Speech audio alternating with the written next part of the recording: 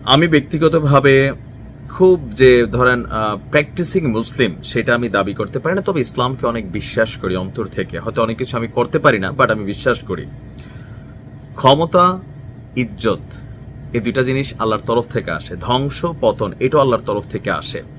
কথা আছে জয়কালে ক্ষয় নাই। দেখেন এক সময় ডক্টর ইউনূসকে সুদখোর অথবা আরো বিভিন্ন নেগেটিভ মন্তব্য করে সারা বাংলাদেশের মানুষের কাছে রোষানলে পড়েছিল আওয়ামী লীগ সভানেত্রী শেখ হাসিনা এবং আওয়ামী লীগের নেতাকর্মীরা। তখন মনে হইতো যে সবার কাছে যে কেন আসলে আওয়ামী লীগ এত বেয়াদবি করে এত বড় একটা ইন্টারন্যাশনাল ক্যারেক্টারের সাথে, ডক্টর মোহাম্মদ ইউনূসের সাথে। বিএনপি, জামাত থেকে শুরু করে বাংলাদেশের প্রত্যেকটা রাজনৈতিক দল এই ব্যাপারটাতে সোচ্চার ছিলেন। কিন্তু যেই ডক্টর ইউনূস ক্ষমতায় বসলেন, তার এই যে নোবেল পুরস্কার বা তার যে জায়গাটা, বা সাংবাদিক ইলিয়াসি দেখেন ডক্টর ইউনূসকে সুদখোর, ভদ্রচোর, সেলফিশ, পিনাকি সহ যেভাবে ফাইনালি আজকে যে বক্তব্য আপনার চরমোনাই পীর সাহেব দিচ্ছেন, ডক্টর ইউনূসের ইজ্জতরা দিন শেষে আসলে কতটুকু থাকবে, আগামীর বাংলাদেশে কতটুকু সম্মানিত হবেন, এটা একটা প্রশ্ন কিন্তু দেখা দিয়েছে। এক একজন হুমকি ধামকি দিচ্ছেন। পিনাকি বলছে যে এখন পুলিশ আর্মি নিয়ে ঘুরেন, কিছু কইতে পারে না, ক্ষমতাতে সরেন, দেখবেন কেমনে ঠাপাই। শব্দের ব্যবহার দেখেন। সাংবাদিক ইলিয়াস একই ভাষা ব্যবহার করছে যে তোমারে রাখছি কেন, এই কারণে। এখন চরমোনাই পীর কি বলছে দেখেন, এখানে নোবেল পর্যন্ত বিতর্কিত হয়ে যাচ্ছে। প্রধান উপদেষ্টার বর্তমান সরকারের সমালোচনা করে প্রধান উপদেষ্টা ডক্টর মোহাম্মদ ইউনূসকে নিয়ে আপনার বাংলাদেশ ইসলামী আন্দোলন বাংলাদেশের নায়েবে আমির চরমোনাই পীর ফজলুল সাহেব বলছেন যে প্রধান উপদেষ্টা ডক্টর মোহাম্মদ ইউনূস বৈষম্য সৃষ্টি করেছেন। দরকার ছিল তার পরিষদ নিয়ে বিদেশ সফর করা, কিন্তু কিছু দলকে, এর মাঝখানে এনসিপির তো নিবন্ধন হয় নাই, কিছু দলকে নিয়ে বৈষম্য সৃষ্টি করেছেন, অন্যদের বৃদ্ধাঙ্গুলি দেখেছেন। এই কথাটা কিন্তু সত্য। ডক্টর ইউনূস কি বিএনপি, জামাত এবং এনসিপির প্রতিনিধিদেরকে সেখানে নিয়ে যাওয়ার কোনো যৌক্তিক কারণ ব্যাখ্যা করতে পারবেন? এই তিন দল ওনাকে হ্যাডম দেখায়, চিপায়, উনি চিপায় পড়েন। তো যার কারণে ব্যালেন্স করার জন্য সেখানে গিয়ে ডিম টিম না খাওয়ার জন্য সামহাও একটা পরিস্থিতি তৈরি হয়েছিল মাহফুজের সাথে, তিনি তাদেরকে নিয়ে গেলেন, নিয়েও তো বিতর্কিত হয়ে গেলেন আক্তারের ডিম ডাম খাওয়া নেয়া। এইটা 100% একটা রং ডিসিশন ছিল।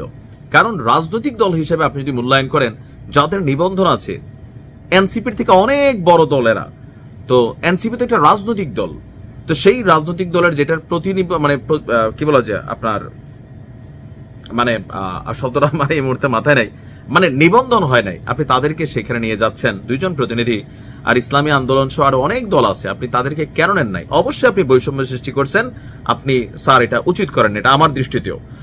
তো তিনি নিরপেক্ষ নন, অবশ্যই তিনি নিরপেক্ষ না, তিনি নিজেকে রক্ষা করতে পারেননি।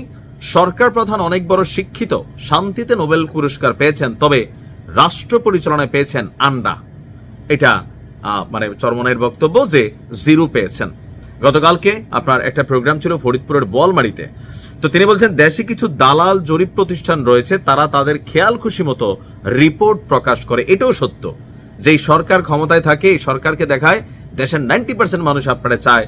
যেমন ডক্টর ইউনূসকে নিয়ে দেশের 78% মানুষ নাকি স্যাটিসফাইড। মানে ওই 78 কারাই জরিপ করে, আমরাও প্রশ্ন করতে চাই। তিনি গত এক বছরে বাংলাদেশের মানুষের অন্তর্জয়ে কি কাজ করছেন, কিসের সংস্কার হয়েছে? আসলে কিছু মানুষ পয়সাওয়ালা হয়েছে, আবাঙ্গাল্লাররা ধরেন জাতি উঠে গেছে, টাকা পয়সা কামাইছে, ধান্দা করছে। ওনার এই পরিষদের মধ্যেও অনেকে আছে যারা বিতর্কিত হয়ে গেছেন। দেশের 78 মানুষ এই সরকারকে নিয়ে নাকি স্যাটিসফাইড, এটা আমারও বিশ্বাস হয় নাই। চরমোনাই পীরের এই বক্তব্য সঠিক। রিপোর্টে তিনি বলছেন যে প্রকৃত রিপোর্ট তারা করে নাই, জরিপ প্রতিষ্ঠানগুলো তারা রিপোর্টে লেখেন নির্বাচন ইসলামী আন্দোলনের কোনো ভোটই নেই, মানে কোনো পার্সেন্টেজ নেই, জরিপকারীরা দালাল।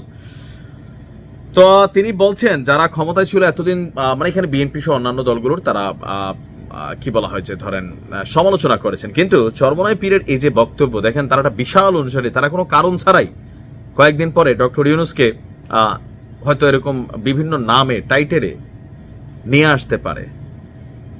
তাহলে দিন দিন মানুষের কাছে মনে হইতে পারে একটা সময় এসে যে আওয়ামী লীগ আর অন্যায় করছে কি, ডক্টর ইউনূসের সাথে আওয়ামী লীগ অন্যায় করছে কি? আওয়ামী লীগ তো ডক্টর ইউনূসকে বেকাইছিল যে তিনি যে এই টাকাটা রাষ্ট্র তার কাছে পাও না, কয়শো কত কোটি টাকা, এই টাকাটা তো রাষ্ট্র পাও না, তিনি এটা দিতে চান নাই, রাষ্ট্রকে দিতে চান না, এরকমই তো আমরা শুনছিলাম। যার কারণে বিভিন্ন প্রতিষ্ঠান এনবিআর তার বিপরীতে লাগছিল। তিনি ক্ষমতায় বসার সাথে সাথে 100 কোটি টাকা মাপ পেয়ে গেলেন, বিভিন্ন ধরনের অ্যাডভান্টেজ নিলেন। তো এখন তো অন্যরাও তাকে সুৎখুর বলে কথা বলতেছে। এই যে চরমোনাই বলল যে আন্ডা পাইছেন, মানে এক একজন এক এক ভাষায়। তাহলে দিন শেষে ডক্টর মোহাম্মদ ইউনূস তিনি ক্ষমতা থেকে সরার পরে যারা তার প্রতি প্রচন্ড রোশানল মেন্টালিটিতে আছেন, এখন তিনি বিদেশে প্রোডাকশন পাচ্ছেন, এরপরে তিনি কি প্রোডাকশন পাবেন? পাবেন না। তো সেই ক্ষেত্রে কখন যে উনিও ডিমের শিকার হন। বাংলাদেশের মানুষ ভাই আওয়ামী লীগ যথেষ্ট প্রতিহিংসা পরায়ণ, আমরা সবাই, তবে আওয়ামী লীগ একটু বেশি, একটু ডেঞ্জারাস, এটা মাথায় রেখেন। তো যে কোনো একটা ঘটনা ঘটাইতে পারে। আমার কাছে মনে হয় ডক্টর ইউনূসের এই সফরটা বিতর্কিত হয়ে গেছে। আপনি নির্দিষ্ট কোনো দলের কাউকে নেওয়া সেটা উচিত হয় নাই। সরকারি সফর সরকারি ব্যক্তিরা যাওয়া উচিত ছিল। যাই হোক, আসলে কি ঘটতে যাচ্ছে, মান সম্মান ইজ্জত আল্লাহ কতটুকু কার রাখে, একটু কনফিউশন তৈরি হচ্ছে আস্তে আস্তে। ভালো থাকুন।